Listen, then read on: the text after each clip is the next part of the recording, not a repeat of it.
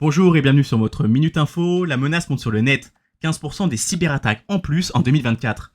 L'ANSSI totalise 4386 signalements avec comme principale menace des attaques en lien avec la Russie et la Chine. Il est important de souligner que cette saison a été marquée par les Jeux Olympiques et Paralympiques de Paris qui ont été particulièrement visés. Malgré une intensification des attaques 12 fois plus qu'à Tokyo, l'événement s'est déroulé sans incident majeur grâce à une préparation efficace. La France a su organiser les ripostes. Désormais, la cyberdéfense se renforce avec la coopération nationale et internationale et la transposition de la directive Nice 2, qui est en cours. Alerte à l'ammoniac à Nancy le 12 mars. Une simulation de fuite d'ammoniac est organisée à l'usine Novacarb de La Neuveville. Il s'agit de tester le dispositif FR Alert et de protéger des milliers d'habitants et de personnes présentes dans les communes environnantes. Toutes ont reçu une notification d'alerte sur leur téléphone portable, leur indiquant la conduite à tenir en cas d'incident réel. Le message transmis par SMS rappelait les consignes de mise à l'abri et de sécurité. Il était précisé qu'il s'agissait d'un test grandeur nature où on pouvait lire ceci. Abritez-vous immédiatement dans un bâtiment clos à proximité. Fermez fenêtres, portes et aération. Évitez toute flamme ou toute étincelle. La population a été prévenue dans les temps afin d'éviter toute panique.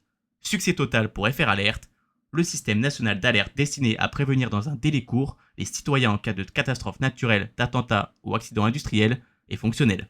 Désormais, rendez-vous à Montpellier. Après les mesures annoncées notamment par le ministre de l'Intérieur en lien avec l'intensification des violences dans les stades, un nouvel incident a eu lieu sur les pelouses de Ligue 1.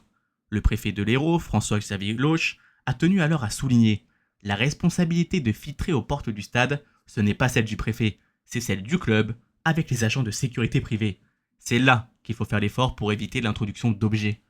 Une annonce qui fait suite à l'arrêt du match entre Montpellier et Saint-Étienne, dimanche 16 mars 2025, en raison de jets de fumigène. Des sanctions fermes contre les supporters violents devraient bientôt être prononcées comme des interdictions de stade, des annulations d'abonnements et des contrôles renforcés. Le préfet désigne le problème comme collectif impliquant un groupe de 2000 supporters. Il appelle les clubs à améliorer la sécurité aux entrées et n'exclut pas une dissolution du groupe Ultra de Montpellier en dernier recours, comme le désirait le ministre de l'Intérieur dans la circulaire interministérielle. Une circulaire signée le 6 mars dernier par Bruno Retailleau et Marie Barsac, respectivement ministre de l'Intérieur et ministre des Sports, pour renforcer la prévention des violences liées aux rencontres de football. Vous pouvez retrouver cette circulaire interministérielle dans la Minute Info 91. Pour ne louper aucune autre Minute Info, n'hésitez pas à vous abonner à la newsletter ou à vous rendre sur le site d'Agnew Sécurité.